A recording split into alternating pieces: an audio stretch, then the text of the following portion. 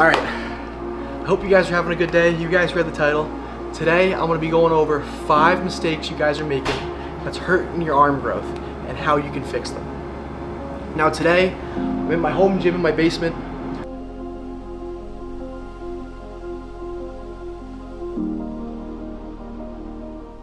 The first mistake I see people make is simply not doing a full range of motion. The majority of the people I talk to aren't doing full range of motion. They're doing some sort of partial range of motion, whether that's from 15 degrees up or whether that's from all the way down to right here. They're not fully contracting. Baseline is full range of motion all the way from lockout all the way up. That's number one. The second thing I see a lot of people messing up is their variation of exercise. I see a lot of people go to the gym and they just do, regular curls and regular push downs for their arms. Now that's fine and that's going to work for a little bit, but eventually that's going to stagnate and you're not going to be able to progress any further doing that. The first thing I'd recommend is to do an exercise in the stretch. So if that's your tricep, that's an overhead extension where your tricep's fully locked back and you're in a stretch position. If that's your bicep, that's something where your elbow's behind your back, backwards, and your bicep tendon stretched, and something like that.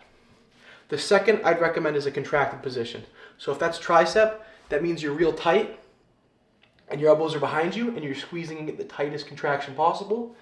If that's your bicep, that means you're in a preacher position doing preacher curls, getting as tight as you can there. Next thing I want to talk about is where you put it in your workout. So for example, I am a firm believer in doing a dedicated arm day, and I believe that maximizes your arm growth. But if you're someone that, say, does push-pull legs or something where you're doing it with a different exercise, I would prioritize your arm movements a little more on that day. So let's say, for example, you're doing a push day, and normally you would do all your chest exercises, then all your shoulder exercises, and then your tricep exercises. Now that's going to work for a long time, but you're going to slowly start to stagnate, especially on your arm growth and size, because by the time you get to triceps, your body is already so far fatigued from doing chest and shoulders. So I'd recommend, if you're going to do a split like that, at least one day a week, you bring your tricep movements forward to make sure you get good tricep activation and good tricep development. That's going to really help you with your growth. Same thing with biceps. If you're doing back and bis and you're always starting with back, and then by the time you get to bis, you don't have the energy and you can't put the effort in that you would be able to if you just started with biceps, that's something to think about and something to change. The fourth thing I want to talk about is simply slowing down your exercises.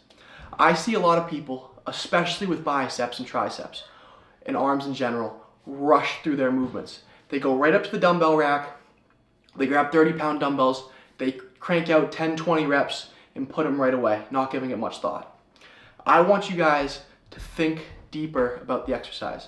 So for example, go up to the rack, curl the weight, and think about doing a 2-second negative and a 1-second hold in the stretch.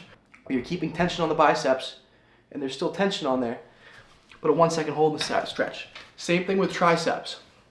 You do a 2-second negative, 1-second hold in the stretch, and press back down. Now doing this will let you feel your muscle a lot better and get a lot more activation out of your muscle, therefore giving you more development.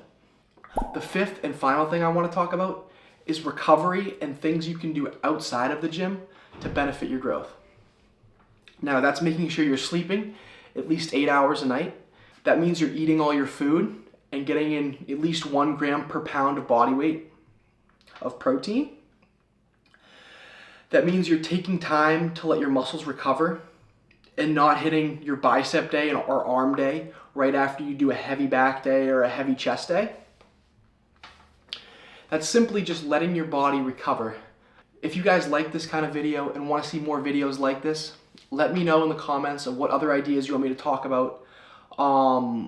I know arms is super general and there's a lot more I can go into, and if you want me to do a separate video about biceps and triceps and different exercises for these general topics, I can go talk about that too. If you found this interesting, make sure you subscribe to see future videos.